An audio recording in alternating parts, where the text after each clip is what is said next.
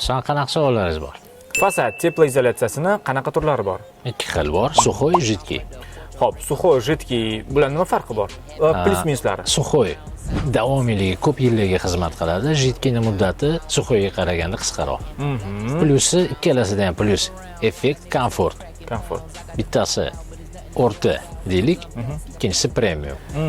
Do'stingizga, yaqin do'stingizga pul kamroq, qaysi birini qilib bergan bo'ladi? Do'stim bo'lgani uchun Premium. lozim topsa, cho'ntaga ko'tarsa suxoy. Ha, suxoy. Juda yaxshi. Fasadga Penaplex yaxshimi yoki bazalt? Shaxsan mendan so'rasangiz, bazalt.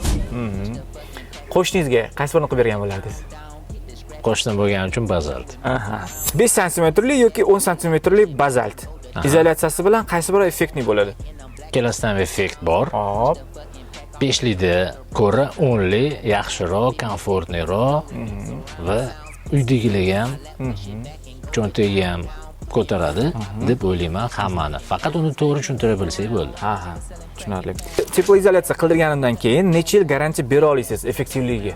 Shaxsan men normativda 2 yil deb aytilgan. Agar ishlab chiqaruvchi har bitta sistemani ishlab chiqaruvchisi o'sha o'zini materialiga necha yil garantiya bersa, meni to'g'ri montaj qilganim uchun shu общий umumiy yig'indisiga garantiya beraman. Demak, o'sha 2 yildan ham ko'proq. Faqat uni asoslab beraman. Aha. Ya'ni bu sistema. Tushunarli.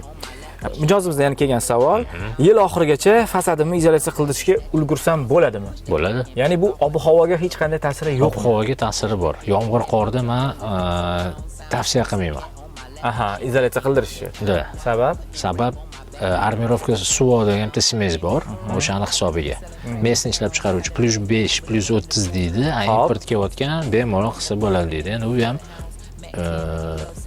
men misol uchun agar haqiqatan keyingi yilga izolyatsiya bilan kiraman desanglar, bemalol qo'ldan kelgancha yordam bera olaman men. Tushunarli, o'sha Qilsa bo'ladi. +5, +30 gacha. Ko'rganinglardek, hamma savolimga javobimni oldim. Sizlar ham to'g'ri va effektiv fasad teplоизоляtsiyasini qildirmoqchi bo'lsanglar, Teplo doktorga murojaat qilinglar.